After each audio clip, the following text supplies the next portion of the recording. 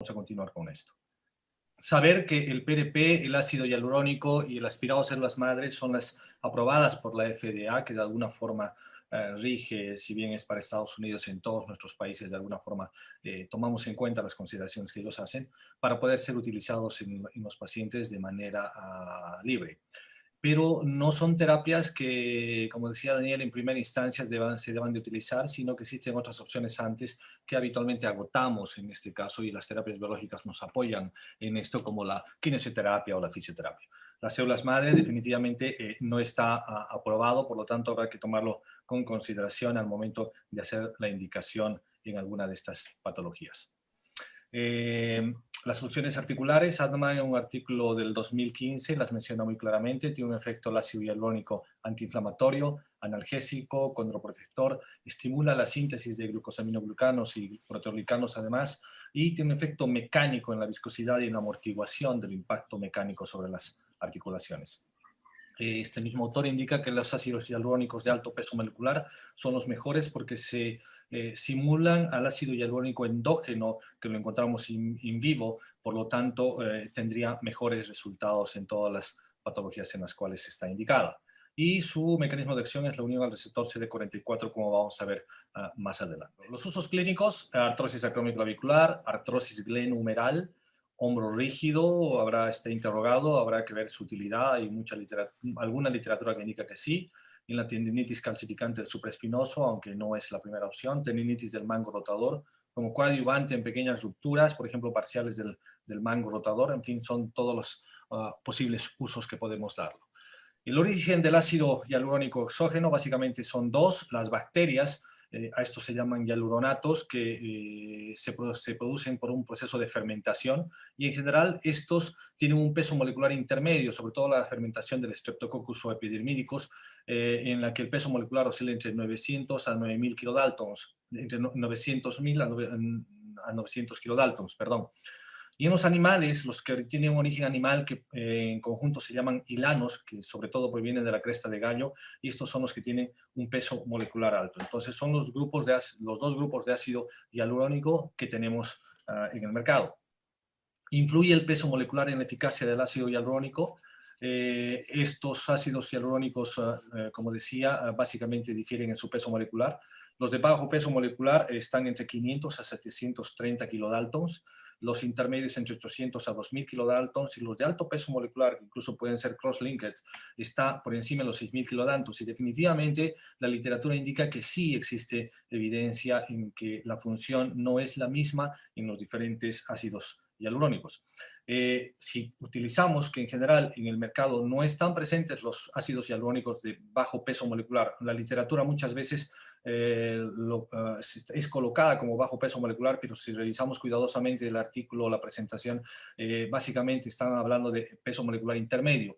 Y esto sí tiene un efecto mecánico y viscoso, pero aquellos exclusivamente de bajo peso molecular más bien provocan inflamación y daño del cartílago. Y en cambio, los de alto peso molecular disminuyen el daño celular y tienen además de este efecto biológico un efecto mecánico de amortiguador y lubricante mayor. Por lo tanto, en teoría, los de alto peso molecular son los que mejor estarían funcionando. ¿Cómo funcionan? El ácido hialurónico de alto peso molecular, cuando la molécula está íntegra o están íntegras, se unen a los receptores TL42 y a los CD44, y no se unen, más bien, perdón, impiden que estos se activen, y por lo tanto no liberan la cascada de la inflamación, como cuando sucede cuando el ácido hialurónico se degrada a bajo peso molecular, y más bien interactúa con estas integrinas receptoras, provocando toda la cascada del proceso inflamatorio y todo el fenómeno inflamatorio y degenerativo que conocemos, por ejemplo, en la artrosis. Entonces, si tenemos ácidos hialurónicos de bajo peso molecular, estos más bien son catabólicas, estimulan toda la cascada de la inflamación, pero los de peso molecular alto e intermedio, todo lo contrario, tiene un efecto anabólico, antiinflamatorio, proliferación endotelial, adhesión leucocitaria y todo lo relacionado a la cascada inflamatoria. Asociaciones, es importante esto comentarla. Este artículo del 2016 nos indica que podemos colocar el ácido hialurónico en el hombro y en otras articulaciones si la combinamos con lidocaína, no tiene mayor, con triamcinolona, no modifica el ácido hialurónico, por lo tanto puede ser mezclada y colocada en las articulaciones, no así con la lidocaína, que tiene un efecto deletérea sobre el ácido hialurónico, por lo tanto no se recomienda la aplicación, y esto es importante porque muchos pacientes nos piden, colócame anestésico antes de colocar el ácido hialurónico. En realidad no debemos de hacerlo, a menos que la lidocaína lo coloquemos en tejidos superficiales y no en la articulación, que es el blanco de nuestro tratamiento. Otras combinaciones o asociaciones del ácido hialurónico y el plasma rico en plaquetas. Hay varios estudios, sobre todo en estos 2 últimos años, sobre este de Russo, por ejemplo, que es muy completo, una de las mejores revisiones. Si bien tiene 4 años, hay otros nuevos que confirman todos estos hallazgos, en la que indican que el ácido hialurónico promueve los procesos anabólicos y el PRP reduce la actividad catabólica. Es decir, el ácido hialurónico más bien tendría un efecto mecánico y el PRP un efecto biológico sobre las lesiones, por lo tanto, tenía un efecto sinérgico en cuanto a la efectividad. Por lo tanto, sí está recomendado su combinación. Como decía, los de bajo peso molecular son los que no están recomendados, y sí los de peso molecular intermedio o los de peso molecular alto. Por lo tanto, el ácido hialurónico proporciona las propiedades reológicas o devuelve estas propiedades reológicas al al líquido sinovial, y el PRP proporciona este potencial regenerativo. Algunas aplicaciones, la literatura que dice sobre esto, varios artículos publicados en el 2017, 2018 nos indican que es muy útil en artrosis glenohumeral, sobre todo en estadios 3, 2 de AMADA o glenohumeral, perdón, de artrosis según Wolverine Clinic. Y es mejor si este ácido hialurónico tiene un peso molecular por encima de los 3000 kilodaltons. Otro artículo del 2015 en las que la utilizan en lesiones del manguito rotador, es una revisión sistemática nivel 1, en la que indican que no ayudan a la cicatrización del tendón, sí reducen el dolor y mejoran la función. Por lo tanto, la indicación en una lesión clara del manguito rotador no está ampliamente recomendada, como estamos viendo acá, tiene una luz amarilla en el semáforo, por lo tanto tenemos que tener cuidado en cuanto a su indicación. Un trabajo en laboratorio que mostró la cicatrización del manguito rotador cuando colocamos o añadimos ácido hialurónico, un estudio controlado, y colocaba 1 ml en la interfase hueso-tendón, nos indica que acelera la cicatrización porque activa los stem cells del hueso, de la cabeza humeral, pero tampoco es una evidencia que ha sido reproducida en todos los grupos de estudio. En la tendinopatía del supraespinoso, hay este estudio del 2017, prospectivo, randomizado, controlado, indica que si comparamos el grupo del ácido hialurónico más fisioterapia, tiene un mejor resultado que aquellos en los que solo se utilizó fisioterapia para este tipo de tendinopatías.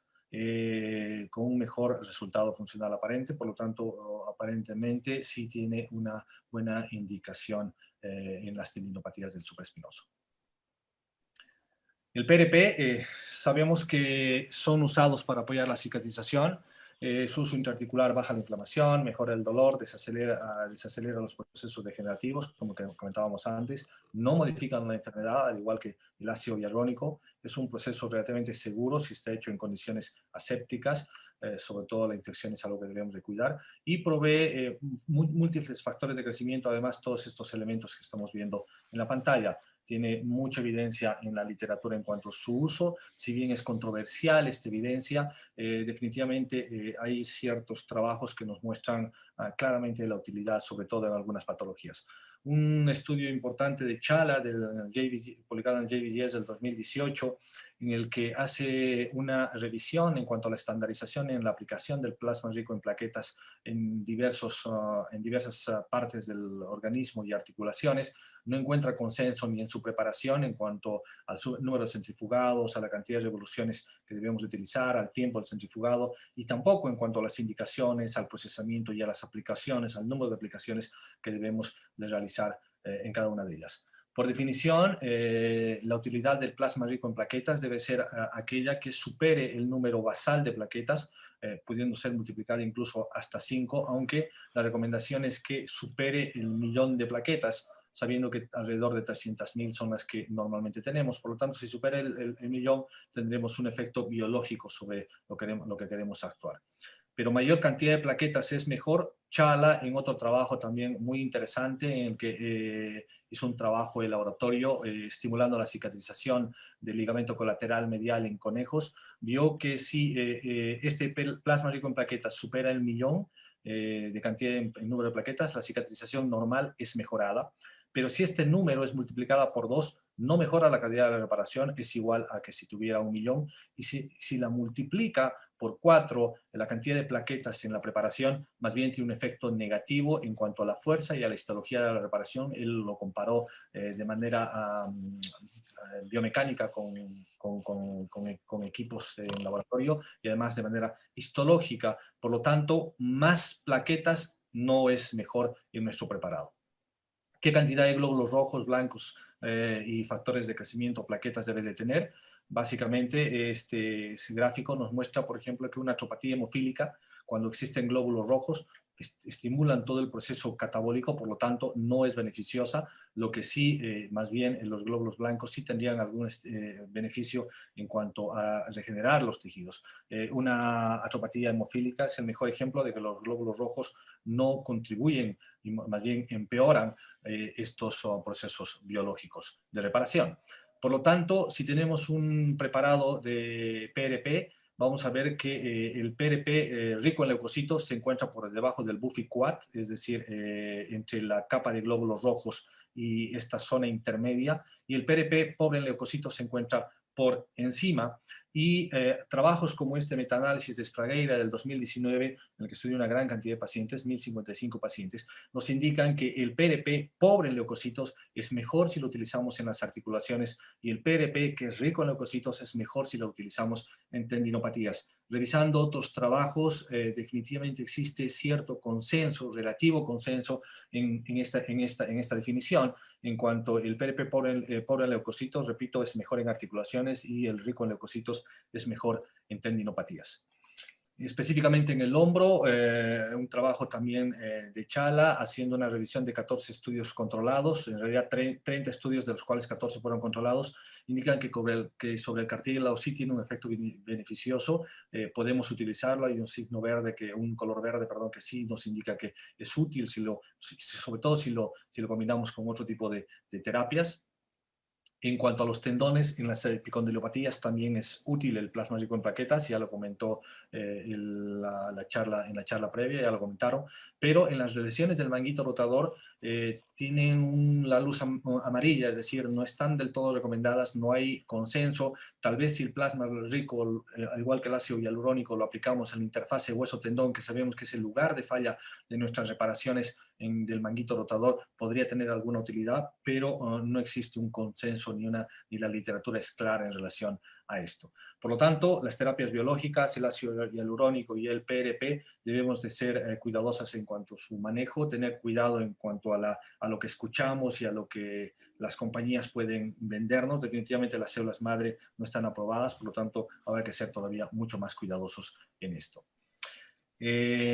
Como conclusiones, podemos decir que los ácidos hialurónicos no son iguales. Los mejores son los de peso molecular alto, por lo menos en el laboratorio. Hay también muchos estudios clínicos que dicen que los ácidos hialurónicos de peso molecular intermedio funcionan bien, con resultados clínicos igual buenos, pero en laboratorio definitivamente los de peso molecular alto son los mejores. El ácido hialurónico, si lo combinamos con el plasma rico, tuviera muchos mejores efectos, sobre todo un efecto prolongado hasta el año si hacemos una terapia combinada de ambas. Definitivamente no hay consenso, hay que tener paciencia y esperar a nuevos trabajos en cuanto a las indicaciones y cómo procesar, cuánto y cuánto aplicar de todas las terapias biológicas en general, pero en realidad sobre todo del PRP y del ácido hialurónico. Muchas gracias. Paul, muchas gracias. Excelente la presentación. Las preguntas las vamos a realizar al final, por favor, para darle continuidad al curso. Ahorita, por favor, el doctor Alex Antesana va a continuar con el tema terapias biológicas en el hombro. ¿Es realmente eficaz? Y la experiencia de aspirado de médula ósea en el hombro. Adelante, Alex, por favor. Bueno, primero, muy buenas noches. Gracias por la invitación. Y bueno, vamos a empezar hablando y haciéndonos la pregunta si realmente las terapias biológicas en el hombro son realmente efectivas. Hemos visto que durante esta última década pues la ortobiología ha desarrollado bastante en el medio, principalmente en la parte de traumatología y ortopedia, tanto con el uso del PRP, el uso del BIMAC o el concentrado de médula ósea.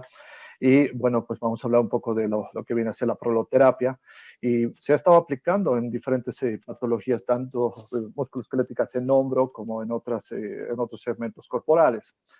En caso del hombro, pues tenemos que tener en cuenta que existe una variabilidad de patologías, entre las cuales tenemos las inestabilidades, los pinzamientos, lesiones del manguito rotador, la osteoartrosis, hombros congelados, los sobreusos y las tendinopatías que son muy frecuentes en la consulta en la que tenemos.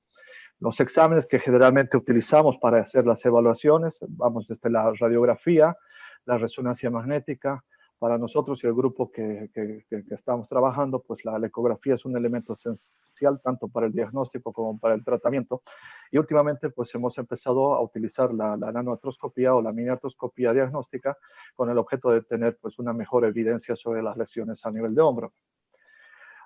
En relación a las lesiones del manguito rotador, pues para nosotros es muy importante utilizar la clasificación de ISACOS, en la cual nos permite determinar en qué lesiones sí podemos utilizar las terapias biológicas. Utilizamos bastante para clasificar la lesión y en relación a eso, pues hacemos el uso del concentrado de médula ósea. En este caso, las terapias biológicas ecoguiadas, en lesiones de manguito rotador, hacemos una lesión C1, que es una lesión menor a 1 centímetro. En C2, en algún momento hemos realizado también la aplicación ecoguiado, pero pues ponemos interrogante porque no hemos tenido muy buen resultado. Y las tipo 1, donde existe una erosión y una pequeña lesión. Y artroscópicamente, pues hacemos solamente utilizamos como una aumentación el uso del BIMAC. La clásica, el toma del BIMAC a nivel de la cresta ilíaca, utilizamos un kit donde tenemos un doble centrifugado y nos permite obtener la muestra para la aplicación. Pero acá lo más importante es ver las características y la celularidad del concentrado de médula ósea. Tenemos que tener en cuenta que en la médula ósea vamos a encontrar las células madre mesenquimales, pero una fracción muy baja, aproximadamente del 0.01 al 0.02%. Esto hace que, pues, a medida que pasen los años, este porcentaje vaya decreciendo. Y si realmente algún momento queremos hacer el tratamiento de células madre, tendríamos que hacer un aislamiento, un cultivo y aumentar el número de colonias de los tejidos, pero previamente tendríamos que hacer pues una marcación de superficie mediante antígeno CD, pero esto pues con el objeto de indicar que el tratamiento con concentrado de médula ósea no es un tratamiento con células madre, porque no tenemos una concentración o una adecuada cantidad de células madre que van a cumplir una función de modelar el estímulo de los tejidos sanos. Ahí encontramos en el BIMAC que vamos a encontrar pues una serie de elementos, desde plaquetas, citocinas, factores de crecimiento, que son los que van a ser los que van a actuar en el proceso de reparación.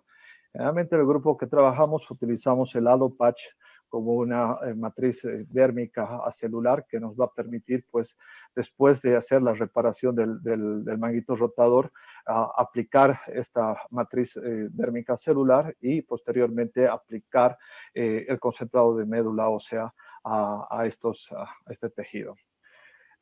Bueno, tenemos aproximadamente 15 pacientes, los cuales hemos aplicado concentrado de médula ósea en un periodo del año 2016 al 2020, con un seguimiento de 18 meses.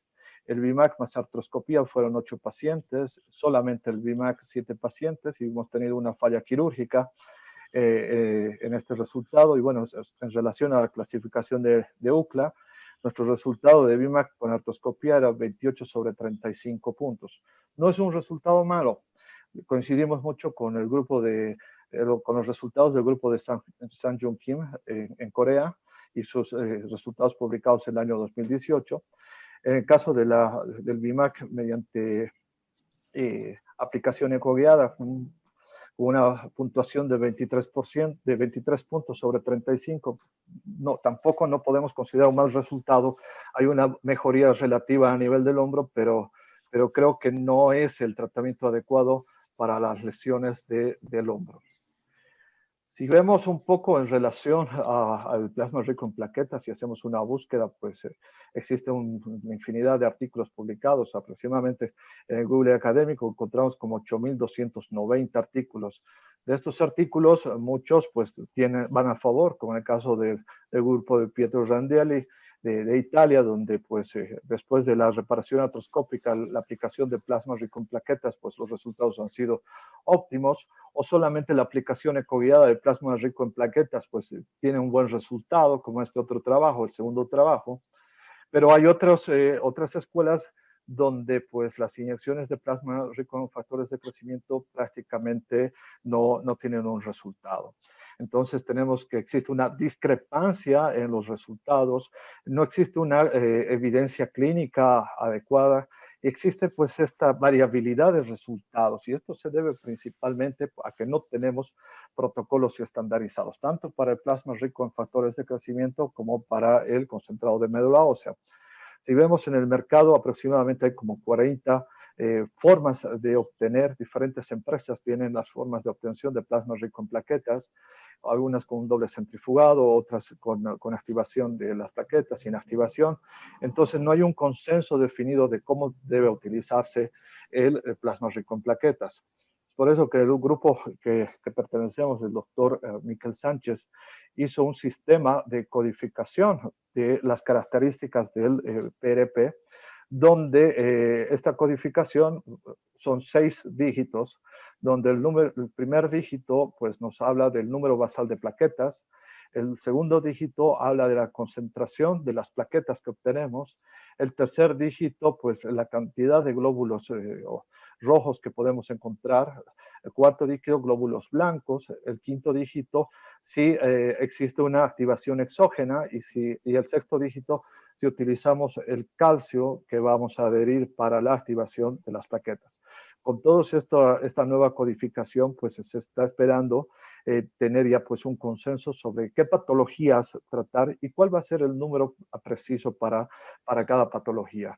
Generalmente nuestras terapias biológicas utilizamos la codificación del 230011, que consideramos que es la que mejor resultado nos ha dado y bueno, tratamos de que este tipo de esta codificación pues sea la que más vayamos a utilizar de aquí en adelante. Acá tenemos un ejemplo de una lesión de manguito rotador. Es una lesión menor a 1 centímetro, de 0.65 centímetros aproximadamente. Estamos realizando, bueno, no está funcionando el video del medio, pero ahí realizamos la aplicación ecoguiada del plasma y la imagen de la mano derecha prácticamente es el posterior a la aplicación del plasma rico en factores de crecimiento. ¿Qué es lo que nos interesa? Y vemos después de un tiempo, vemos cómo ha evolucionado. Si se fijan, la imagen de la izquierda prácticamente es la imagen inicial y las dos imágenes posteriores corresponden al primer y al segundo mes posteriormente aplicado el plasma rico en factores de crecimiento. Pero no solamente nos interesa pues haber devuelto cierto tipo de reparación, en este caso al supraespinoso, sino también nos interesa mucho pues la funcionalidad de los pacientes que puedan tener. En este caso pues bueno, una pena no están funcionando los videos, pero pues la funcionalidad, la amplitud de movimiento, el rango de movimiento que los pacientes tienen, pues es importante para poder tener codificar un buen resultado al tratamiento que se está haciendo. En artroscopía, bueno, se realiza la reparación artroscópica, ya sea con suturas o con anclajes, y posteriormente pues se realiza la aplicación de plasma rico en plaquetas, generalmente entre lo que viene a ser el área del supraespinoso y la región ósea, como indicaba Paul, que es el punto mayor de daño y de recidiva de la lesión. Tenemos una evaluación de los pacientes que hemos realizado con plasma rico en plaquetas, un periodo de 10 años aproximadamente, con un seguimiento también de 18 meses. La artroscopía con PRP en 26 pacientes y tenemos un resultado en la escala de UCLA de 32 puntos. El ultrasonido y PRP en 74 pacientes con una escala de 28 puntos y bueno, hemos también tenido una falla quirúrgica en la cual pues se tuvo que reingresar y realizar una nueva cirugía porque no hicimos el tratamiento de un pinzamiento subacromial. Acá tenemos un estudio donde los resultados son muy similares a los que estamos obteniendo con la gente prácticamente de la India y de Canadá que han realizado este trabajo y bueno, en ese sentido estamos muy contentos de lo que estamos realizando. Y bueno, acá quiero tocar el tema de la proloterapia y que algunos sí lo están utilizando, algunos que no, que todavía no están en un consenso. Tal vez uno de los expositores más importantes a nivel Latinoamérica de la proloterapia es el doctor Gastón Topol de Argentina. ¿Y qué es la proloterapia? Es la aplicación de dextrosa a nivel de las lesiones de tejido. Para la aplicación de la proloterapia generalmente pues son muy específicas, principalmente en la laxitud ligamentaria, en las tendinopatías crónicas. En algún momento hemos tratado de ver cuál podría ser el efecto en la regeneración del tejido. Los efectos de la proloterapia prácticamente son la proliferación de fibroblastos y el incremento de colágeno sobre estas lesiones. Es así que, bueno, al momento ya nos empezamos a trabajar con conejos, nos gusta mucho trabajar con la gente de veterinaria y ver qué es lo que pasa. Y podemos ver acá estos exámenes histológicos, con la letra A podemos ver un crecimiento importante del desarrollo de fibras de colágeno, es un estudio comparativo con dextrosa al 33% y solución fisiológica, y vemos pues la diferencia histológica que realmente es muy importante a nivel del tendón aquileo del conejo en relación al uso de solución fisiológica. Este es un ejemplo de una tendinopatía a nivel del epicóndilo. Es una paciente que llega con una lesión muy crónica de aproximadamente 4 meses de evolución, donde pues fue diagnosticada, se realizaron diferentes terapias, fisioterapia, la analgesia, se utilizó en algún momento ondas de choque, pero pues el dolor y la lesión eran muy importantes, que le limitaba la funcionalidad. Y como les decía, nuestro grupo generalmente trabaja mucho con la parte ecográfica y realizamos las terapias ecoguiadas y podemos observar que aparte de la epicondilitis que presentaba la paciente, presentaba un desgarro del ligamento lateral, colateral cubital a nivel de codos, lo cual le limitaba la función. Después de realizar la terapia, podemos ver que a la semana prácticamente pues teníamos una buena respuesta a nivel del tejido. La proloterapia la hicimos una vez cada semana durante 4 semanas y bueno, tuvimos una buena respuesta tanto al desarrollo de tejido, a las mejoras de las características ecográficas a nivel del epicóndilo y de la lesión del ligamento colateral cubital. Y bueno, pues la deportista es una deportista muy destacada en Bolivia que juega al racquetball. Lamentablemente no están funcionando los videos y pudo volver a realizar su actividad deportiva sin ningún tipo de limitación y bueno, pues fue representante de Bolivia en varias competencias internacionales. Como conclusión, no todas las lesiones deben tratarse con terapia biológica. Se debe evaluar no solamente al paciente, sino se debe evaluar qué lesiones pueden ser tratadas con las diferentes terapias. No toda lesión puede ser tratada con plasma rico, no toda lesión puede ser tratada con proloterapia, no toda lesión puede ser tratada con concentrado de médula ósea. se debe estandarizar protocolos para las diferentes terapias. Y acá es muy importante, escuchaba a algunos colegas que decían que no, la rehabilitación posterior a la terapia pues no la sugieren.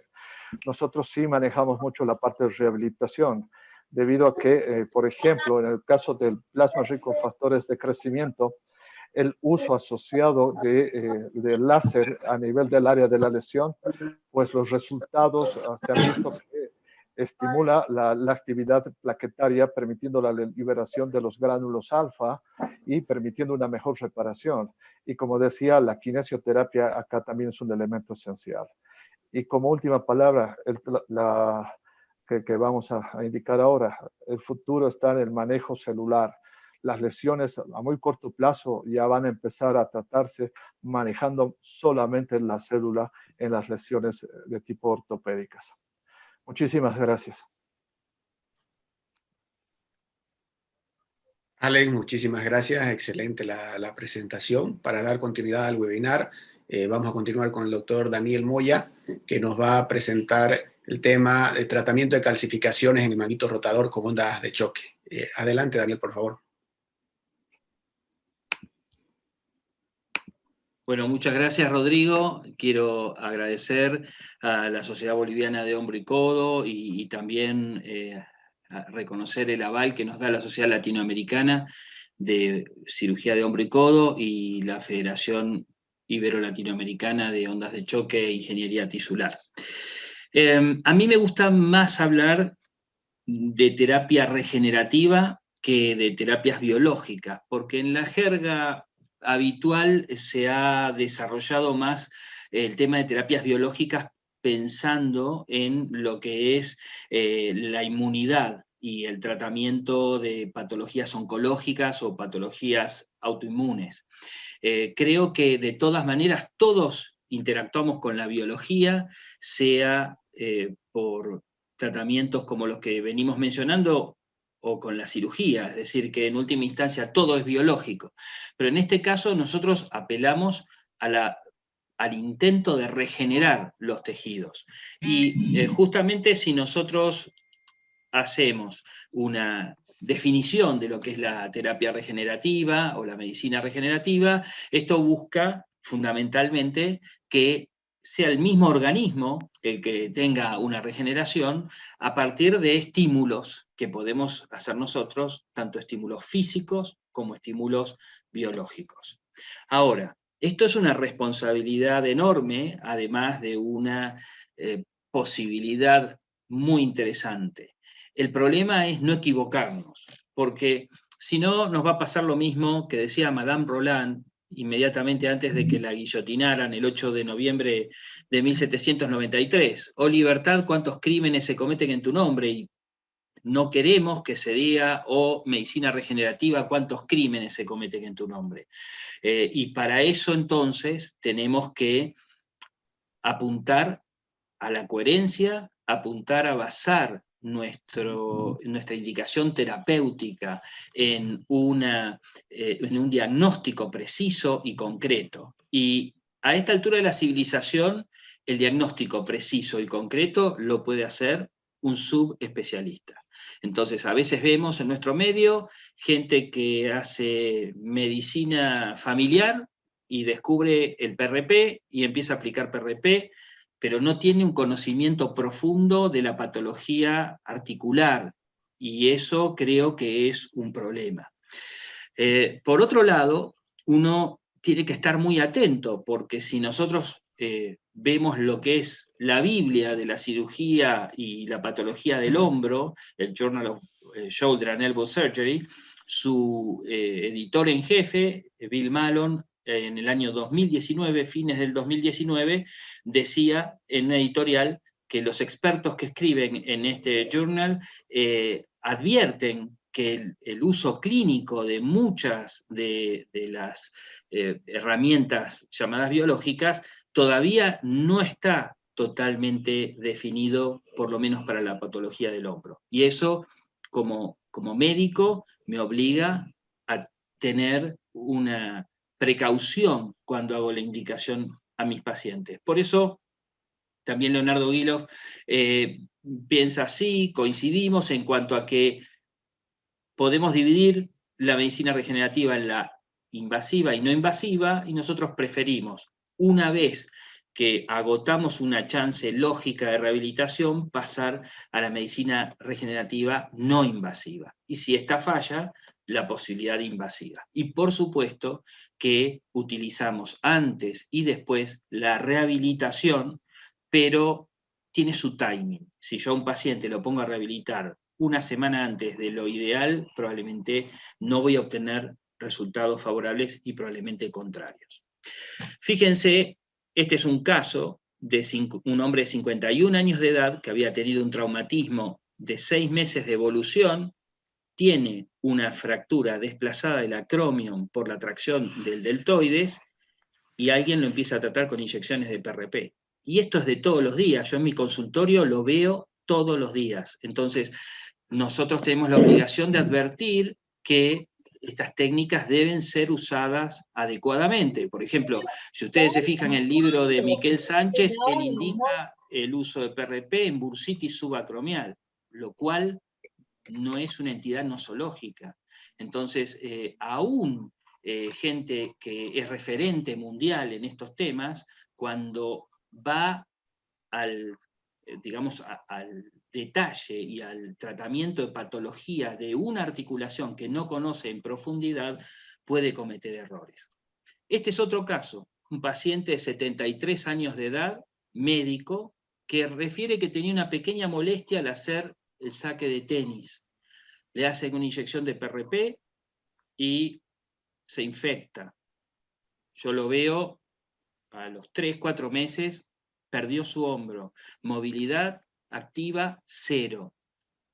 En primer lugar, no tenía indicación de PRP, ni siquiera se intentó hacer un programa de ejercicios, entonces tengan cuidado porque el entusiasmo a veces puede llevar a estas situaciones que son graves para el paciente y también son graves para el profesional que se ve involucrado en esto. Lo mismo les puedo decir de las células madres. Este es un comunicado del Ministerio de Ciencia, Tecnología e Innovación de Argentina, en el cual ellos refieren que el uso de células madre solamente está autorizado en el caso de trasplante de médula ósea en patología sanguínea, pero que toda otra utilización es considerada experimental.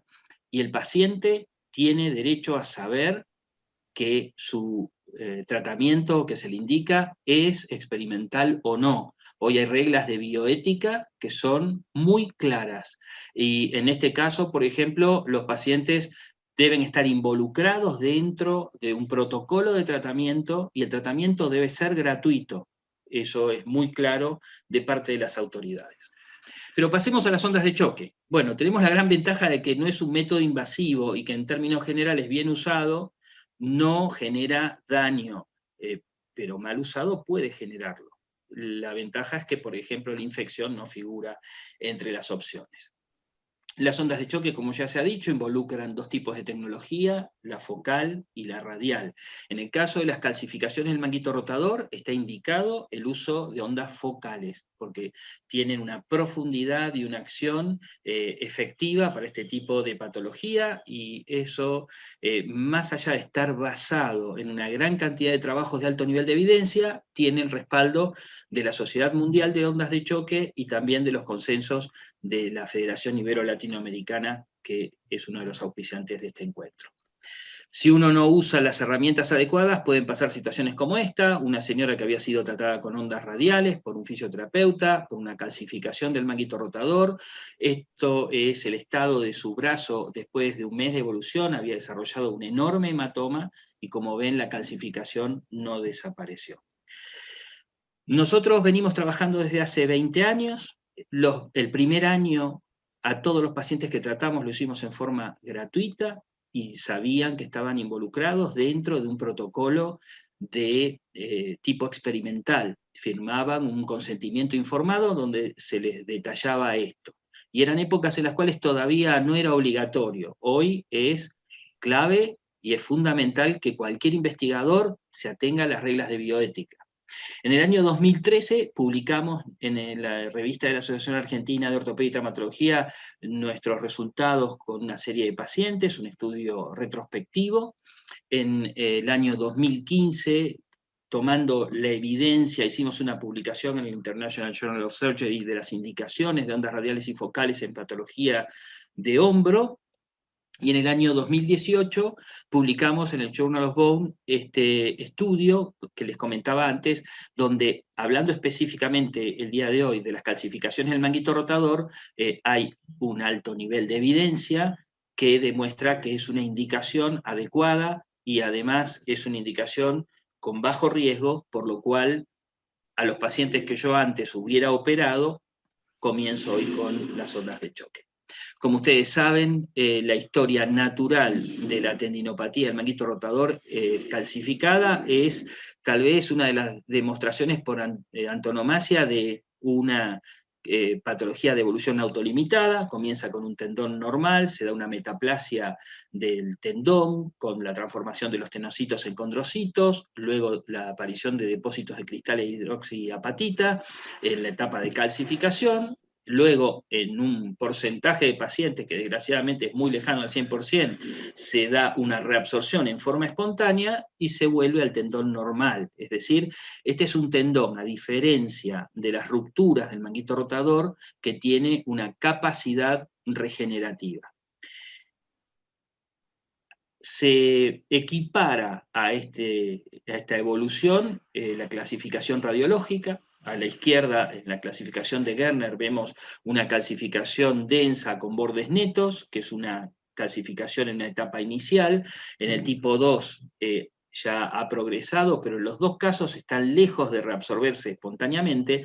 Y recién en el tipo 3, donde la calcificación tiene el aspecto de un vidrio esmerilado, se puede dar a corto plazo la reabsorción espontánea y en general no tomamos ninguna acción activa, ni con ondas de choque, y menos con cirugías o punciones. Sí, por supuesto, el control del dolor y la rehabilitación. ¿Cuándo indicamos las ondas? Bueno, cuando falla el tratamiento conservador, no es la primera línea de tratamiento las ondas, y sobre todo cuando el dolor no puede controlarse y progresa. Hay factores de mal pronóstico como la bilateralidad, la presencia de calcificaciones de gran volumen, la propagación medial de la calcificación más allá de la articulación acromioclavicular y cuando está ubicada por delante del acromion. En general son factores que nos hacen pensar que hay baja chance de que el paciente ande bien con un tratamiento conservador. Veamos algunos casos antes y después del tratamiento con ondas de choque. Vamos a mostrar casos, por ejemplo, este es un caso que les mostraba antes como ejemplo de calcificación de tipo 1 de Gerner. Otro caso, por ejemplo, que propaga más allá del acromio clavicular. Esta era la paciente que les mostraba que desarrolló el hematoma. Una vez que el hematoma se reabsorbió, aplicamos ondas focales y se dio la reabsorción. Otros casos, antes y después, bueno, podría pasarme un buen rato mostrándoles casos. Aquí ven una localización en el subescapular, una tomografía con reconstrucción y la desaparición de la calcificación después de las ondas, en este caso con un equipo piezoeléctrico. Esta es tal vez la calcificación de mayor volumen, también conseguimos que desapareciera. Y en este caso ven un paciente que inicialmente consulta así, es operado y nos llega a los 8 meses de la cirugía con la calcificación aún de más tamaño, de mayor tamaño, y con mucho dolor, y por suerte desapareció con las ondas de choque focales. Por supuesto que falla, y la realidad es que los buenos resultados con las calcificaciones están alrededor de entre un 70-75%. Aquí vemos un paciente con una calcificación, desaparece con el tratamiento de ondas de choque, y viene al tiempo con el otro hombro, y le hicimos el mismo tratamiento, con el mismo equipo, de la misma manera, y no obtuvimos resultado. Tal vez la biología pueda haber influido en esto, porque el tratamiento fue exactamente el mismo. Puede pasar también que el paciente no tolere. Aquí ven una paciente que a la derecha van a ver mejor, tiene una calcificación del subescapular, aquí se ve mejor en la tomografía. Como era una médica radióloga, se hizo una reconstrucción 3D y pueden ver que prácticamente parece una prolongación de la coracoides. Esta paciente no toleró la primera aplicación y entonces se realizó la cirugía, porque las ondas de choque no nos afectan ni nos alteran la posibilidad de pasar después a la cirugía, y como pueden ver aquí, este es un paciente que tratamos junto con el doctor Gonzalo Gómez, se hace el drenaje de la calcificación que tenía consistencia de pasta dentífrica. Les decía, Lorbach demostró que el hacer ondas de choque previo en una calcificación y no tener resultado no altera los resultados potenciales de una eventual cirugía, por lo tanto vale la pena hacer ese, digamos, ese algoritmo de tratamiento y pasar de lo menos agresivo a lo más agresivo. También en este trabajo que presentamos en el Congreso Mundial de Cirugía de Hombro en Corea en el 2016, junto con el equipo del Hospital Quirón de Barcelona, demostramos que las ondas de choque son de 6 a 7 veces más baratas que la cirugía artroscópica. Entonces, consideramos que vale la pena y que este tipo de situaciones, en las cuales un paciente con una pequeña calcificación es sometido a una cirugía con el implante de 3 arpones, no tiene sentido hacerlo si uno no agota la chance de este procedimiento. Muchas gracias. Daniel, muchísimas gracias. Excelente la presentación. Continuamos con el tema ondas de choque en tendinopatía no cálcica del hombro con el doctor Leonardo Guilov. Adelante, doctor Leonardo, por favor. Muchas gracias al comité organizador por invitarme y muchas gracias por quedar al final de todas las presentaciones, porque creo que vamos a poder discutir algunas cosas en relación a cómo enfrentamos los problemas. Cuando hablamos de la calcificación, ¿no es cierto?, que decía el doctor Moya, eso tiene un cuadro clínico muy conocido y tiene también, es un cuadro autolimitado, no así las tendinopatías crónicas del hombro. Y cuando vamos a la literatura, nos vamos a encontrar con toda la literatura en contra. Por ejemplo, Vanuro nos dice que no hay diferencias entre ondas con placebo, ¿no es cierto?, de usar ondas de choque en tendinopatías no calcificadas. Este otro autor, ¿no es cierto?, dice que no hay ni siquiera evidencia ni fuerte ni moderada en el uso de ondas de choque de ningún tipo en tendinopatías no calcificadas y en relación a placebo. Y así sucesivamente, si vamos recorriendo la literatura, ¿no es cierto?, vamos encontrando que todo va en contra de usar en este tipo de patologías, y comparado, por ejemplo, con ejercicios en relación al tratamiento del dolor subaracnoideal. Aquí este otro autor, o este otro autor, ¿no es cierto?, que no hay ningún trabajo, dice, que pudiera demostrar esto. Entonces, surge la duda, ¿no es cierto?, de todo lo que hablamos antes y lo que habló Daniel, digamos, diciendo, bueno, las ondas de choque, ¿qué sirven? ¿Qué pasa? ¿Por qué puede estar pasando esto en que el resultado es muy bueno en calcificaciones y no lo mismo en estas no calcificadas? Fíjense ustedes que además, desgraciadamente, al igual que muchas terapias biológicas, los autores no han unificado el tipo de ondas que usan, ni tampoco han unificado las sesiones que usan, lo cual apoya más al desorden absoluto que tiene la literatura en relación a esto. Desgraciadamente eso no apoya a lo que les quiero contar después de cómo veo yo el problema. En la revisión que hizo el doctor Moya con algunos de nosotros, esta patología está considerada en categoría C, según la literatura, es decir, evidencia insuficiente y de baja calidad a nivel 3 o 4, que no nos permite recomendar entonces, bajo el punto de vista de la literatura, el uso de ella.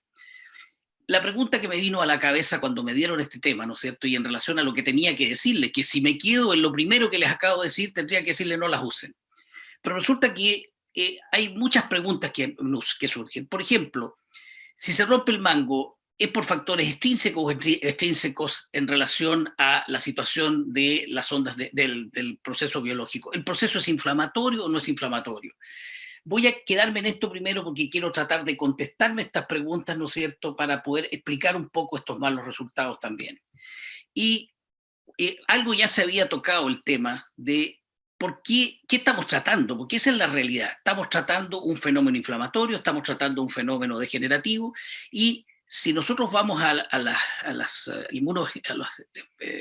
doctores que hacen inmunohistoquímica, como el caso del doctor Riley de Oxford, vemos que los tendones en la vida humana van cambiando de normales a procesos en que van perdiendo el colágeno 1 y ganando colágeno 3, perdiendo celularidad, ¿no es cierto? Y con el correr de la edad llegamos a esta etapa 4, que es prácticamente irreversible, donde se producen las rupturas, donde se produce además la invasión del tejido, fuera de perder células y colágeno, de condrocitos. Y eso es lo que habitualmente vemos en los bordes de las lesiones que han tenido rupturas, en el caso del mango rotador. Si eso lo juntamos con la forma como Jill Cook, que es una fisioterapeuta australiana, ¿no es cierto?, que se ha dedicado toda su vida al funcionamiento de los tendones, nos damos cuenta que los tendones, cuando están cargados óptimamente, pueden volver a hacer su ciclo de reparación celular, ¿no es cierto?, y vuelven a ser tendones normales mientras se mantenga la carga óptima. Sin embargo, un tendón que no recibe carga o un tendón que va siendo cargado en forma progresiva más allá de su capacidad, va sufriendo cambios en el tiempo que lo van convirtiendo en diversos estados de la patología. Por ejemplo, en la primera etapa en que seguimos recargando un tendón por sobre su capacidad, aparece la llamada tendinopatía reactiva, que equivale a la etapa 2 de Riley, en que el colágeno se empieza a separar, las células se empiezan a disminuir, y entonces empezamos a tener la primera etapa de un proceso degenerativo. Si nosotros en esta etapa descargamos el tendón, podemos volver a tener la carga adecuada y podemos volver a tener tendón normal. O sea, en este proceso de sobrecarga es todavía completamente reversible y digamos, la persona que está sufriendo esto puede perfectamente mejorar sin hacer nada más que quitar la sobrecarga. Si sigue la sobrecarga, vamos a pasar a la llamada disrupción tendinosa. Es que es una etapa histológicamente peor que la que ya veíamos, es decir, pasamos a una etapa 3 de Riley, que en el fondo es un tendón que empieza a envejecer más, con más precocidad. Y eso hace que pierda más cantidad de células y que el colágeno 3 predomine sobre el 1, ¿no es cierto? Y vamos teniendo menos capacidad de respuesta. Nuevamente, si en esta etapa la persona que está sobrecargando su tendón vuelve a tener la apropiada carga, el tendón puede volver a ser normal. Y hasta esta etapa, si nosotros queremos estimular biológicamente un tendón, vamos a tener respuesta biológica, tanto ya sea descargándolo o como sea estimulándolo con tratamientos físicos como la onda de choque. Si a pesar de esto se produce todavía una mayor sobrecarga y la persona sigue haciendo sobrecarga sobre su tendón, vamos a pasar a la última etapa, que es Riley 4, es decir, metaplasia condroidea, disrupción absoluta de toda la masa colagénica 1 y 3, pérdida total de celularidad, y eso ni con ondas de choque ni con nada lo vamos a volver atrás. Por eso que todo tratamiento tiene su momento y tiene su mecanismo de producción de la patología. El conocer estas cosas son claves si queremos avanzar en el uso de nuestra terapia, en el caso de las ondas de choque. Por otro lado, nosotros hicimos un estudio en esto, que publicamos en el Journal of Shoulder and Elbow británico hace ya algunos años, donde quisimos saber si ante esta patología degenerativa progresiva nosotros podíamos hacer cambios inmunohistoquímicos que nos generaran alguna respuesta, ¿no es cierto?,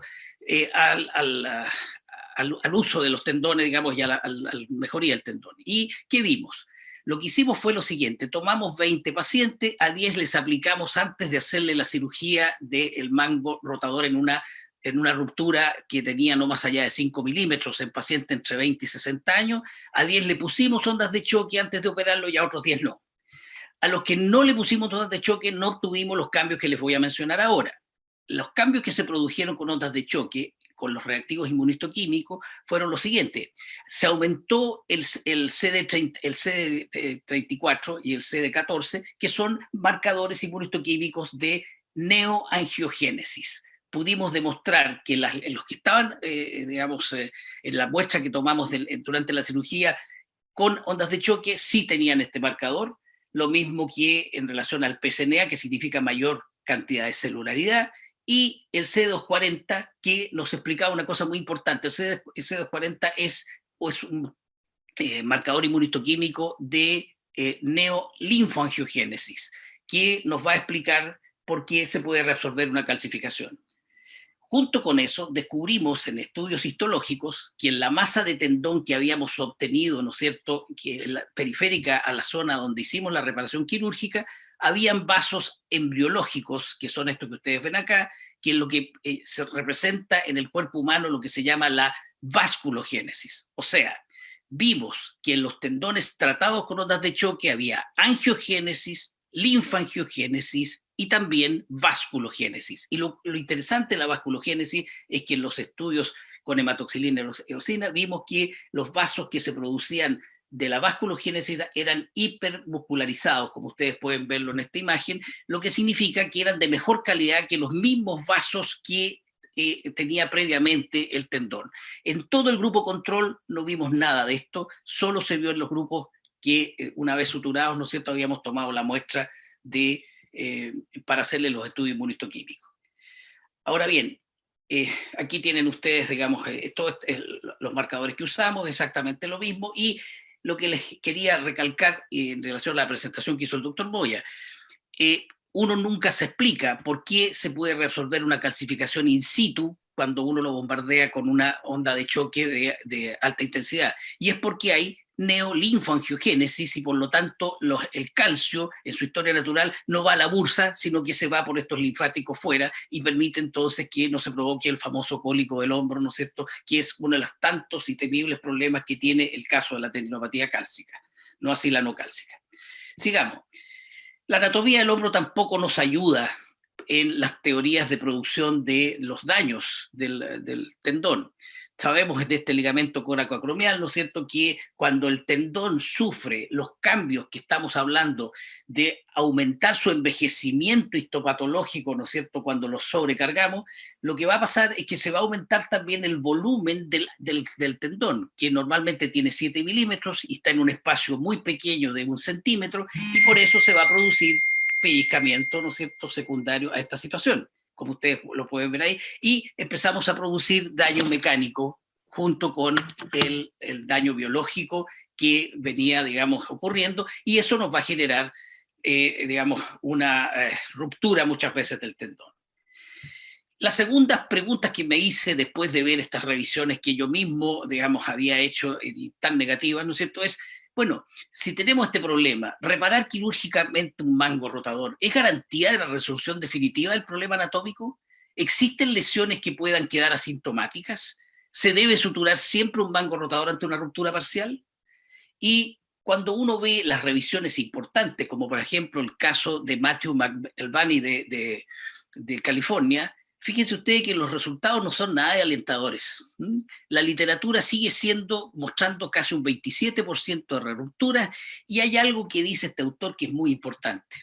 Del 72% que se obtienen en todas las cirugías que uno hace, digamos, de mango rotador, artroscópicas o no, y logras, digamos, un buen resultado clínico, no garantiza el resultado clínico que no haya una reruptura tardía posterior a la cirugía, con lo cual se mantiene el enfermo con buena función y asintomático, pero el tendón se vuelve a romper. Es decir, hemos conseguido, ¿no es cierto?, por un tiempo solamente una mejoría clínica que se mantiene más allá del tiempo, pero no una mejoría anatómica. Por lo tanto, una lesión que era sintomática la transformamos en asintomática, pero sigue siendo igual una ruptura, y la estamos considerando como un buen resultado clínico para el paciente, lo cual evidentemente no nos puede dejar totalmente tranquilos. ¿Qué estamos haciendo ahora y qué pensamos que viene en los próximos años? Así como algunos de los doctores mostró con PRP el relleno de lesiones, digamos, de Fukuda, de lesiones intramurales, siendo ese un procedimiento mínimamente invasivo, pero invasivo al fin y al cabo, hay otros autores, como por ejemplo Wang. Wang es un autor muy importante porque describió la cascada biológica del uso de las ondas de choque. Él pudo demostrar la angiogénesis y la vasculogénesis también. Y él describe en pacientes, ¿no es cierto?, tanto atletas como no atletas, que se les trata rupturas parciales de mango, describió que podía obtener en cicatrización intrarruptura en un 53.8% de los pacientes no atletas y un 52.1% en pacientes atletas. Nosotros aquí en Chile Y eso, por lo tanto, hace, obviamente, que no le hagamos artroscopía a todos los pacientes que tienen rupturas parciales pensando en que vamos a ir a la mejoría completa, porque como ustedes pueden ver, se producen rerupturas. O sea, no estamos mejorando la condición biológica y estamos suturando. Nosotros en Chile tenemos una pequeña experiencia de un grupo nuestro en que en las rupturas intramurales pudimos obtener en seguimiento hasta 2 años en los pacientes, pudimos obtener cicatrización de esta lesión, ¿no es cierto? Al igual como se pudo ver, ustedes pudieron ver el que mostraron con PRP. Por ejemplo, en esta lesión, ¿no es cierto? Esta lesión se siguió durante 2 años y se fue achicando, el radiólogo fue mostrando desde 1.3 a 1.2 centímetros hasta 0.26, 0.37, y a los 2 años había desaparecido. Esta lesión, desgraciadamente, tenía una prolongación hacia la entesis. Todas las lesiones que hemos visto con prolongación hacia la entesis tienden a recidivar al correr de los años. No podemos hablar de cicatrización si no han pasado mínimo 2 años. Por lo tanto, calificar una lesión de cicatrizada en 6 meses o en menos de 1 año no nos da ninguna garantía, sobre todo esta que tiene prolongación hacia la entesis, porque esas tienden a romperse con el tiempo. No así estas otras, que son solamente intramurales, ¿no es cierto?, que siguiéndolas el correr del tiempo, del 2007 al 2009, están completamente cicatrizadas, igual que esta de la parte de abajo. Como conclusión final, lo que tenemos que entender por qué fallamos en este tratamiento es que el proceso degenerativo de los tendones del mango rotador del hombro es el responsable del engrosamiento tendinoso, del progresivo deterioro intratendíneo y condiciona el pellizcamiento mecánico. Entonces, eso va a condicionar la ruptura del tendón. Es decir, un tendón no se rompe porque sí. La evidencia científica en la literatura no nos permite recomendar, desgraciadamente, las ondas de choque. Sin embargo, si nosotros, en manos expertas, dejamos los estudios de la estimulación biológica, sacando los factores de riesgo, siguiendo los pacientes en el tiempo, nos damos cuenta que sin invadir el cuerpo, porque esa es la cosa, sin los grandes riesgos de lo que significa incluso la mínima invasión, como mostró el doctor Moya, podemos conseguir en rupturas al menos parciales intratendíneas, sin llegar hacia la entesis, un buen resultado clínico, y esperamos que eso pueda seguir ayudándonos también incluso en los pacientes que se les someta a cirugía para mejorar su condición biológica y no tener que decirles 2 años después de operado que todavía tiene su tendón roto aunque no le duela. Muchas gracias. Muchas gracias, Leonardo. Excelente la presentación, todo muy interesante. Por favor, vamos a pasar a las preguntas. Tenemos unas preguntas que quedaron pendientes. El doctor Dino Fanola pregunta, ¿qué opinan del manejo de la electrolisis percutánea musculoesquelética ecoguiada? ¿Alguien tiene experiencia? Sí. A ver, si me permiten, yo experiencia directa no, pero sí he visto los resultados indirectos.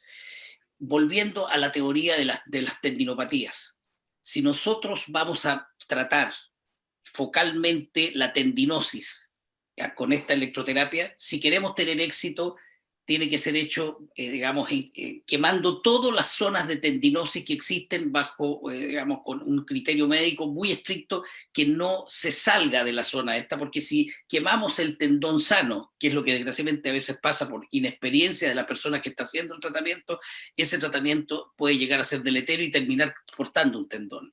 Además, eso quema la tendinosis, pero no mejora la condición biológica.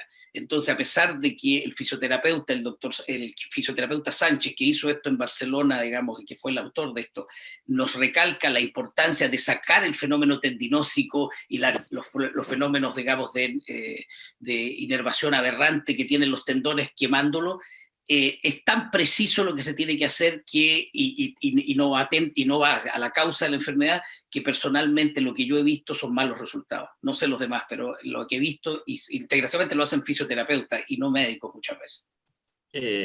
A ver, yo creo que en un webinar donde uno busca enfocar la medicina regenerativa, freír un tendón con electricidad no le veo mucho de regeneración.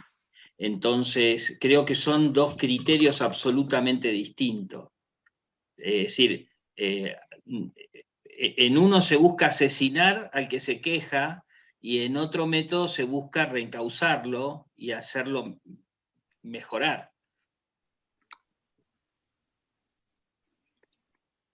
Perfecto. Paul, Alex, ¿alguna experiencia? No, ninguna Tengo experiencia con... Estoy de acuerdo con Daniel, definitivamente. Perfecto. Más allá de que no hay evidencia, no hay trabajos de alto nivel de evidencia para nada. Perfecto. Tenemos otra pregunta para el doctor Antesana. ¿Qué tipo de láser optimiza en el tratamiento que realiza, doctor? A ver, generalmente con el uso de plasma utilizamos el láser de alta intensidad hasta de 12 watts. Entonces es un láser que penetra bastante y esto va a permitir estimular al concentrado plaquetario a la liberación de los gránulos alfa y permitir pues una enviar mayor señales a los tejidos periadyacentes, porque no solamente se aplica en la zona de la lesión, sino que se aplica a nivel del tejido sano como un efecto estimulador para la reparación del tejido. Perfecto, muchas gracias. Tenemos otra consulta de la doctora Sandra Meller. Si utilizan ondas de choque en tendinopatía crónica del hombro en menores de 15 años. A ver, Leonardo comentaba con respecto a que es muy controversial el uso de ondas de choque en tendinopatías no calcificadas. Yo tuve la oportunidad de presentar un trabajo que hicimos, lo presentamos en el Congreso Mundial de Ondas de Choque en San Sebastián.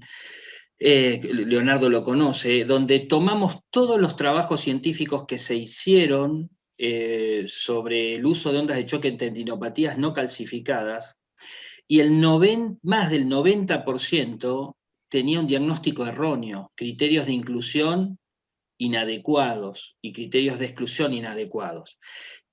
Y que alguien me diga que un menor de 15 años puede tener una tendinopatía crónica, yo no lo creo. No existe eso, no está descrito. Entonces, ese es el grave problema que enfrentamos, que acá hay que partir de un diagnóstico certero y conocer la patología, porque si no vamos a hacer desastres. Tenemos que empezar haciendo un webinar sobre diagnóstico y recién hacer un webinar sobre tratamiento. Leonardo también fue testigo, Alex, yo tuve un crossfire bastante duro con Miquel Sánchez, y él argumentaba con su conocimiento en el tendón rotuliano y lo pretendía extrapolar al manguito rotador, y no tiene nada que ver un tendón con otro.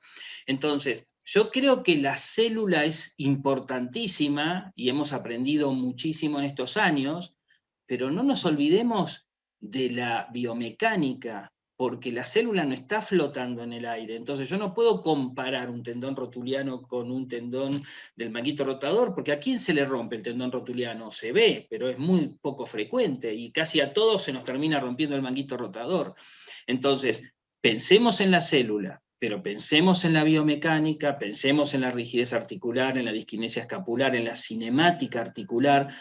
Es un todo y hay que tener una visión holística, porque si nosotros nos casamos con la última moda que sale, seguramente vamos a tener una partecita de la verdad, pero no toda la verdad, porque esto tiene que ser la patología es multifactorial y hay que enfocarla multifactorialmente. Para mí, un chico de menor de 15 años, si no ha tenido ningún antecedente traumático y no tiene ningún tumor, es una inestabilidad de hombro hasta que se demuestre lo contrario. Podrá ser una inestabilidad multidireccional que nunca se luxó, pero no puedo pensar que tenga una tendinopatía crónica un chico de 15 o 14 años.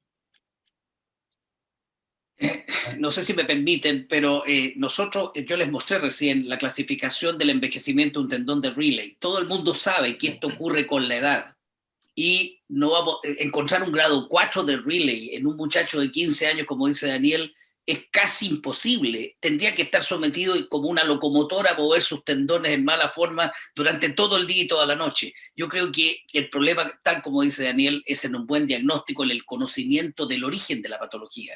No es lo mismo, por ejemplo, la fisiopatología de la tendinopatía cálcica, que es conocida y que, como Uthoff la describe, sabemos todos que tiene una resolución espontánea, que esta otra, que tiene múltiples variables, y entre otras está la edad también, que es muy importante.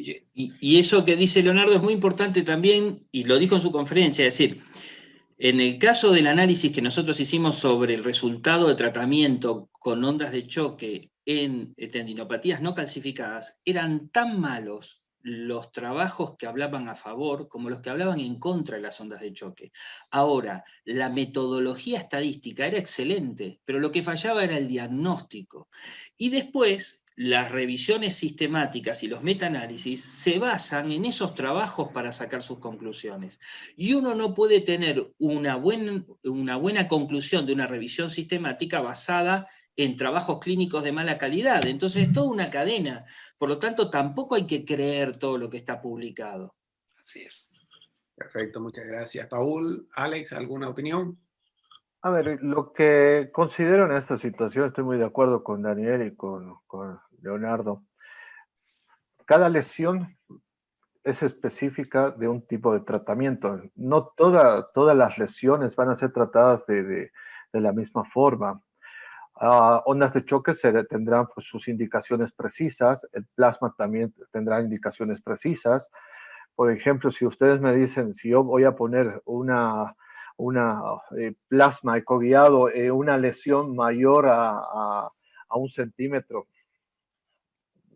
pongo en duda, ¿no? Porque creo que no voy a tener buen resultado y lo único que voy a hacer es dilatar a que esta persona esté mucho tiempo en rehabilitación, etcétera, etcétera, y crearle una falsa expectativa. Cuando colocaré un plasma, colocaré cuando tenga pues un porcentaje o una lesión menor a 1 centímetro, a medio centímetro, que tengo sí esperanzas en poder recuperar. Algún rato, en caso de calcificaciones, no manejo yo la parte de ondas de choque, pero pues derivo a una persona que sí sabe manejar ondas de choque, porque creo que pues es un buen resultado. Y algunas veces cuando las calcificaciones son muy, muy pequeñas, nosotros somos a veces un poco invasivos y hacemos un procedimiento que se llama barbotaje, en la cual ingresamos mediante ecografía y hacemos un lavado articular permitiendo pues degradar la calcificación. Eso sí es una calcificación pequeña a nivel de supraespinoso que puede provocar limitación. Nos ha ido muy bien, hemos destruido prácticamente la calcificación y con un buen resultado, pero ya les digo y repito, no todas las biológicas son para todo. Entonces tiene que determinarse o diagnosticarse bien la magnitud, el tamaño de la lesión y en relación a eso, pues determinar qué tipo de tratamiento se va a realizar. Perfecto, gracias. Tenemos otra consulta del doctor Víctor Naula para el doctor Leonardo. ¿Puede ser la disquinesia escapulotorácica una de las causas adquiridas de la tendinopatía, calcificación del supraespinoso y subescapular? ¿Y por qué las ondas de choque mejorarían en el cuadro, pero la fisiokinesiología también evitaría las recidivas? Excelente la pregunta, se la agradezco al doctor Naula. Sin duda alguna, que tal como decía el doctor Moya, nosotros no podemos hablar de un fenómeno biológico puro sin un fenómeno, ¿no es cierto?, relacionado con la mecánica de la articulación. Y la mecánica de articulación, ¿no es cierto?, en relación a la disquinesia escapular y a la movilidad que tiene esta articulación, es tremendamente importante en la producción del daño que tiene, ¿no es cierto?, la falla en la movilidad que podamos tener en un tendón determinado. Incluso va a influir también en la biología y en el proceso degenerativo. Por lo tanto, si quiero mejorar a un paciente de un problema biológico, tengo que corregir todos los factores biomecánicos, tengo que partir incluso, tal como lo hemos dicho hasta el cansancio, primero la fisioterapia y el conocimiento de cómo se mueve la articulación y mejorarlo. Después podemos tomar en cuenta los factores biológicos y aún mejorando todo esto, ¿no es cierto?, para seguir adelante y podemos aplicar ondas de choque. Pero lo primero es lo primero. La parte para lo cual la articulación está hecha, que es para moverse, y por lo tanto la escápula, que es clave en esto, ¿no es cierto?, tenemos que mejorarla sí o sí. Por lo tanto, las ondas de choque no estarían aplicadas, no estarían bien aplicadas si no mejoramos eso otro. Perfecto, muchas gracias. Tenemos otra consulta. Si tiene alguna experiencia en la ozonoterapia en la tendinopatía del manguito rotador. Yo no tengo ninguna experiencia. La fuente bibliográfica más común de la ozonoterapia, por lo menos en mi país, son los programas infocomerciales que pasan los sábados a la mañana en la televisión junto con los programas que venden las picadoras de verdura.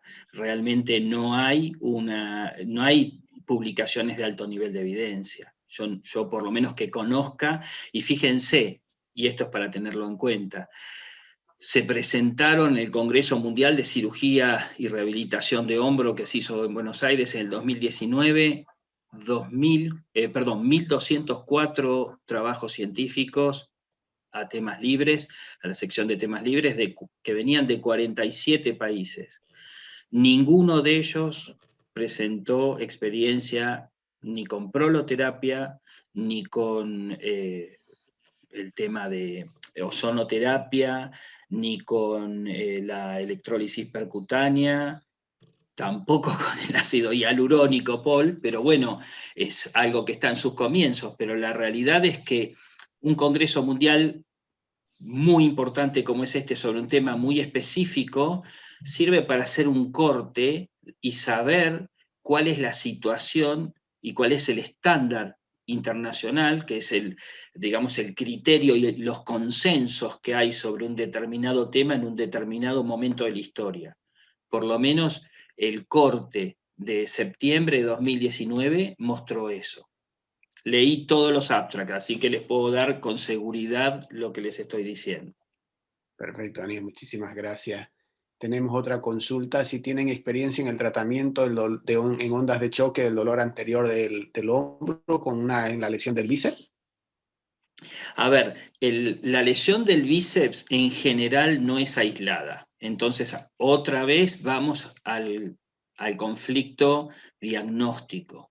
Si el paciente no está operado, es muy común que la lesión del bíceps sea proporcional a una lesión del manguito rotador. Yo primero voy a averiguar cómo está el manguito rotador. Ahora, puede ser que el paciente tenga una inestabilidad en la corredera bicipital, eso en gente mayor es luxación, y en gente menor y sobre todo deportistas es algo bastante difícil de diagnosticar, que es la subluxación del bíceps, que en general eso se hace con un estudio dinámico, con ecografía, pero es muy poco común que alguien tenga una lesión aislada del bíceps. Hay desgarros parciales también que considerar, pero a ver, si uno piensa solamente, para mí el concepto de dolor en cara anterior de hombro es como si yo fuera un infectólogo y ustedes me dicen, tengo un paciente con fiebre, ¿qué le hago?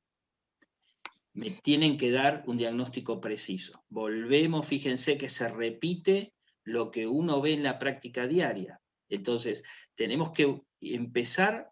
Ben Kibler decía, en un trabajo que lo recomiendo, que publicó hace un par de años, él decía, se ha puesto mucho esfuerzo y mucho interés en el tratamiento y en desarrollar nuevas técnicas de tratamiento y no en el diagnóstico.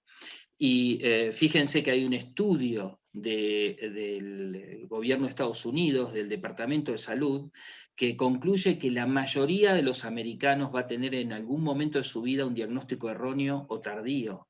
Entonces, hay que hablar mucho del diagnóstico. El problema es que el diagnóstico no da dinero. Lo que da dinero es el tratamiento. Ustedes no van a ver sociedades específicas de tal tratamiento, de este otro tratamiento, no van a haber sociedades específicas de diagnóstico clínico. ¿Por qué? ¿Quién lo auspicia eso? Nadie. Sin embargo, es la base de nuestra profesión. Perfecto, Daniel. Muchísimas gracias. ¿Alguna otra opinión? Sí, a propósito de lo que comentaba Daniel en relación al ácido hialurónico, definitivamente cuando me pidieron dar el tema hice una revisión de todo lo que es el ácido hialurónico en el hombro. Estoy de acuerdo contigo. Realmente si nos remitimos a la literatura y somos bastante serios con esta revisión, la única indicación creo correcta es en artrosis glenumeral en aquel paciente que no quiere operarse, o que tiene alguna contraindicación para hacer otro tipo de procedimiento o de técnica que sabemos que tiene más evidencia.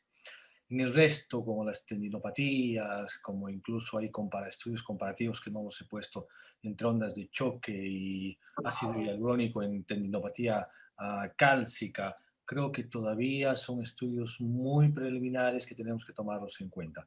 pero sí para la artrosis glenohumeral, sobre todo aquella de grado 2, grado 3, que sea sintomática, que esté asociada tal vez a otro tipo de manejo, pero no hay una indicación clara en cuanto a lesiones del manguito rotador, tendinopatías calcificadas y no calcificadas. Entonces creo que eso es algo que hay que aclarar, Daniel, y estoy plenamente de acuerdo contigo, porque esta charla la están viendo mucha gente y si en este momento decimos que el ácido hialurónico es maravilloso y magnífico para todas las tendinopatías en el hombro estamos equivocados y estamos dando un mensaje errado de lo que queremos dar. Perfecto, Paul. Y además, aún en un cuadro de artrosis, tener muchísimo cuidado porque ese paciente va a ser candidato a futuro para una artroplastía de hombro probablemente, y si nosotros infectamos el hombro, complicamos la posibilidad de la artroplastía a futuro.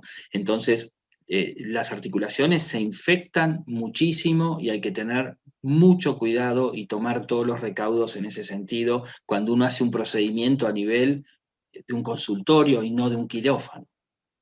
Perdón, y a propósito de lo que dice Daniel, y para un poco corroborar, por eso mismo, en las terapias biológicas y en la medicina regenerativa debemos tener claro que tenemos, como él dijo en un momento determinado, ¿no es cierto?, terapias no invasivas, semi-invasivas e invasivas. Y cuando estamos hablando de no invasivas, como el caso de las ondas de choque, hoy en día la láser terapia de alta intensidad, hay varias, nosotros estamos exponiendo menos las articulaciones a infecciones.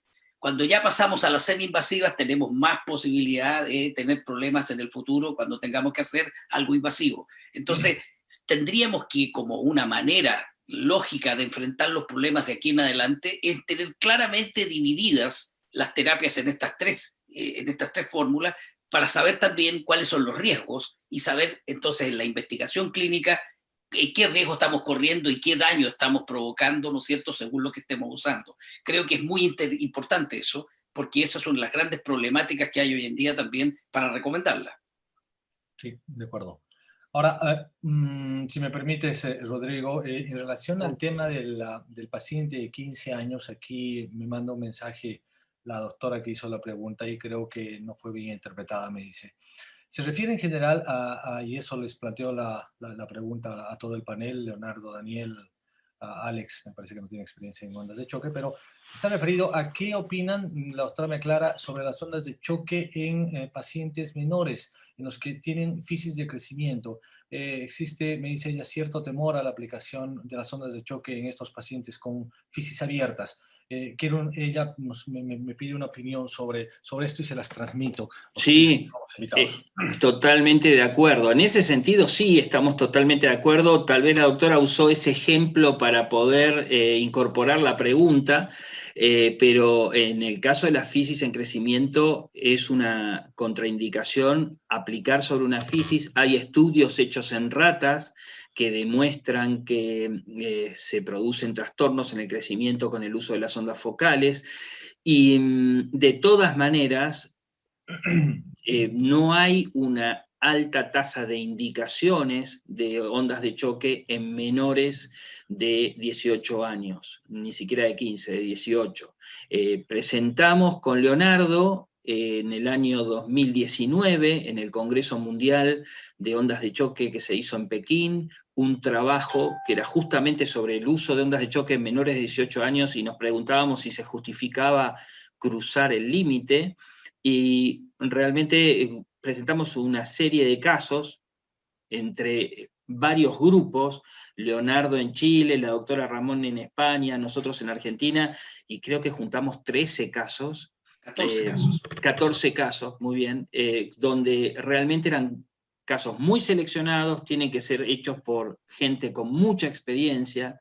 El caso que más recuerdo propio es un paciente que había tenido una osteomielitis de fémur, lo operaron, desapareció el fémur, cuando tenía 8 años estuvo en coma, lo operaron en el Hospital Garraham aquí en Buenos Aires, le hicieron un trabajo monumental, le regeneraron con el método Masquelet todo el fémur, pero quedó con una pseudoartrosis entre el injerto y su extremo distal de fémur, que no consolidaba, y me lo derivan a los 11 años, después de muchas cirugías, y le hicimos ondas de choque con focales, por supuesto, y en 3 sesiones consolidó el fémur. De hecho, se presentó en un congreso de ortopedia infantil el caso. Es decir que hay casos muy puntuales. Nosotros a ese niño le evitamos una cirugía en la que le iban a cambiar un clavo endomedular, le iban a hacer un nuevo injerto óseo, y con una tasa de consolidación que nunca es 100%, por más que esté en excelentes manos como en el Hospital Garrahan. Entonces, la realidad es que es una alternativa que hay que usarla con mucho cuidado. No hay ninguna experiencia en tendinopatías, porque no vemos tendinopatías en la infancia. En general son patologías óseas. Tal vez se me ocurre, Leo, en un paciente que es, no sé, un atleta de alto nivel que participe en los Juegos Olímpicos, alguna cosa así, como decías tú. A ver, hay un consenso en la sociedad mundial, y que también nosotros compartimos la ibero-latinoamericana. Hay contraindicaciones absolutas y contraindicaciones relativas del uso de las ondas de choque.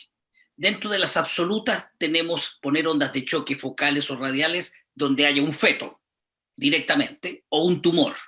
Esas son completamente absolutas. En una fisis, evidentemente, si la colocamos directamente, vamos a dañarla. Pero si colocamos ondas de choque alejados de una zona de fisis, en ocasiones especiales, como dice Daniel, nosotros vamos a poder usarlas, tanto focales como radiales. Por eso que eso está considerado una contraindicación relativa, no una contraindicación absoluta. Sin embargo, en la pregunta específica de la doctora, cuando se trata del hombro en una persona cuya fisis todavía esté abierta, evidentemente ni en tendón ni en nada donde esa fisis se nos interponga, nosotros vamos a colocar ondas de choque.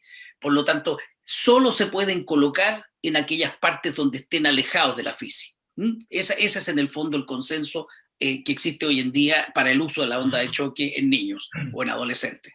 Perfecto, Leo. Y eso, perdón, eso también vale para grandes vasos, grandes nervios y órganos huecos. En el pulmón se puede producir un neumotórax con las ondas focales. Eso no sucede con las radiales. Por eso el nivel de riesgo que tiene el uso de focales es absolutamente distinto al de radiales. Qué bueno que tocaste eso, Dani, porque eso indica, y eso se los digo a todos los colegas de Latinoamérica que tenemos la suerte que nos están escuchando, es de uso médico la onda focal.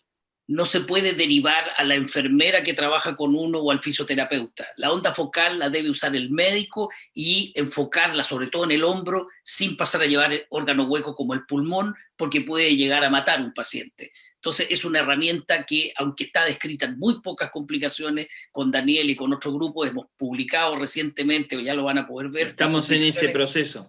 Sí, señor. Pero estamos viendo las complicaciones que sí existen, y por eso la importancia de que el profesional que se haga cargo de una onda focal es médico, solo médico. Y eso lo quería recalcar precisamente por esto. No es inocuo. De acuerdo contigo. Rodrigo, si me permites un par de preguntas para Daniel y Leonardo y otra para Alex. La primera de ellas es si podrían entre ambos hacernos un resumen. Y esto lo propongo porque cuando empezamos con las ondas de choque con Daniel hace, no sé, 10 años probablemente, las ondas radiales eran las que usábamos y gran parte de los equipos que hay son radiales, y ya este último tiempo han aparecido focales.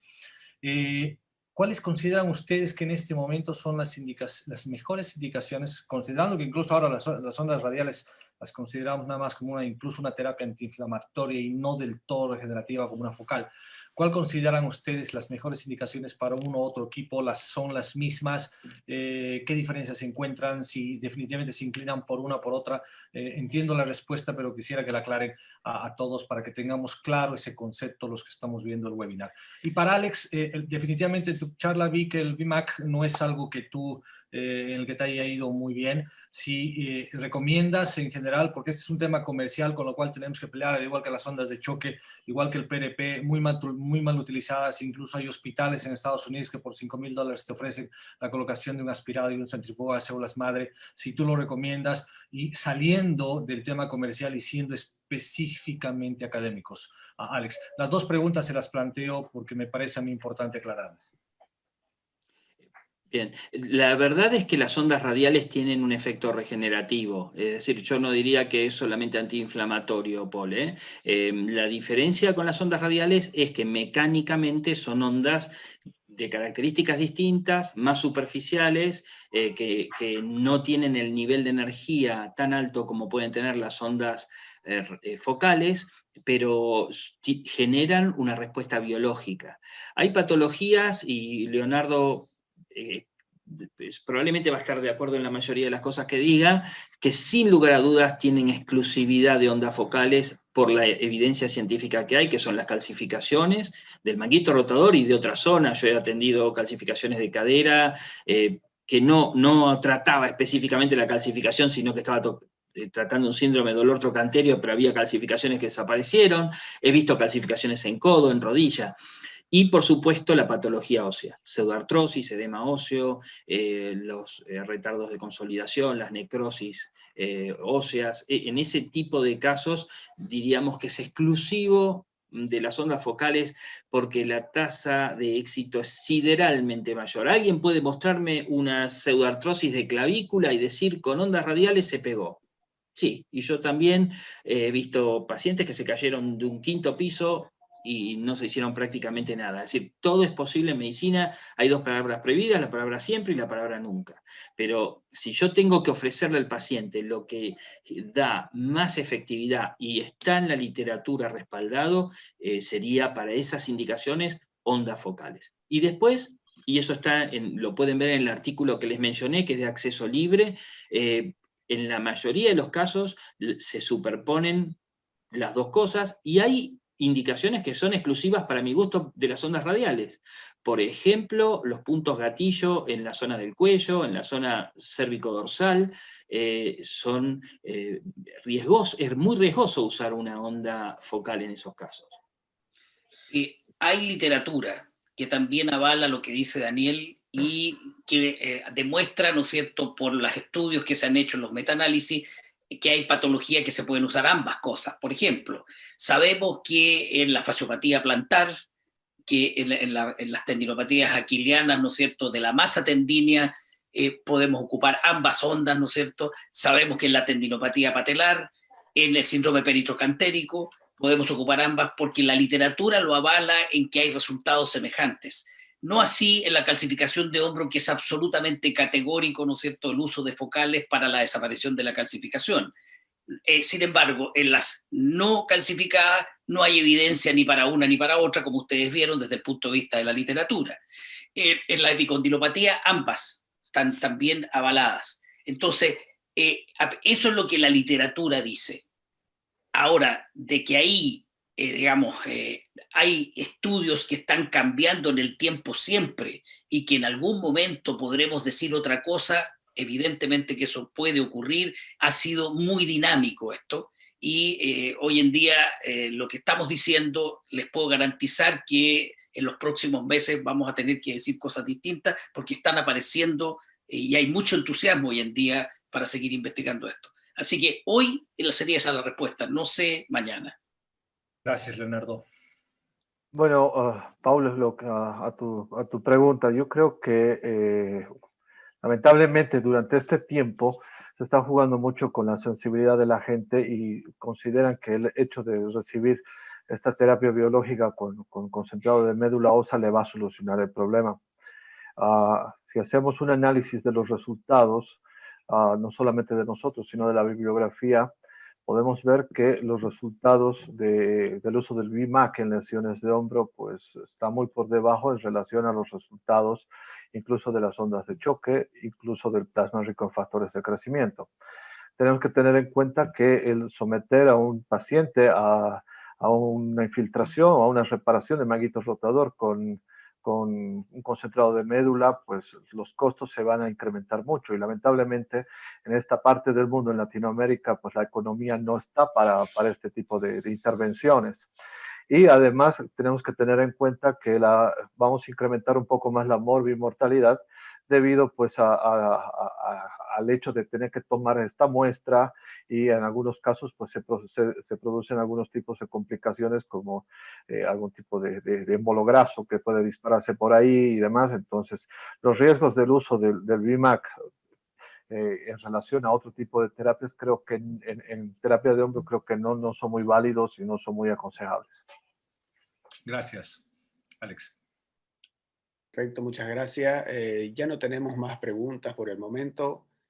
Simplemente agradecerles, Leonardo, Daniel, Alex, Paul, muchísimas gracias. Tuvimos una excelente actualización en el tema de terapias biológicas y en el de choque. Fue muy, muy bueno, muy dinámico, muy preciso todo. De parte de nosotros, agradecerle mucho a la Sociedad Latinoamericana y a la Federación Iberoamericana por el apoyo que nos han dado, y en particular agradecerle a Paul y a Mara por la excelente organización del curso. Todo salió perfecto. Muchísimas gracias, estimados colegas, y cuídense mucho, por favor, para que no sigan todos bien. Gracias. Un abrazo. Muchas gracias a ustedes. Daniel, Muchas gracias. Leonardo, Alex. Gracias. Muchas gracias a Un ustedes. abrazo. Un abrazo grande. Un abrazo bien. para todos. Estamos en contacto, Daniel, Leonardo, gracias. Con gusto. Gracias, hasta Encantado. Hasta luego. Estén que muy les bien, vaya bien. muchachos.